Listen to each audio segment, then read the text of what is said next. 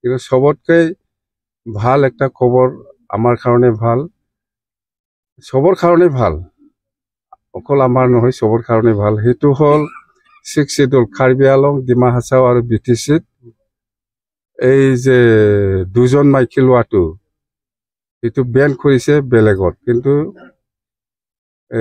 BTCত Ben কৰা নাই। কেবিনেটে ডিচিশ্যন লৈছে সেইটো। BTC কাৰ্বি আংলং আৰু ডিমা হাছাও তাৰমানে বড়ো হওক, কোনোবা মুছলিম হওক, ৰাজবংশী হওক বা যিকোনো মানুহে দুজন ল'ব পাৰে বুলি কৈ আছে।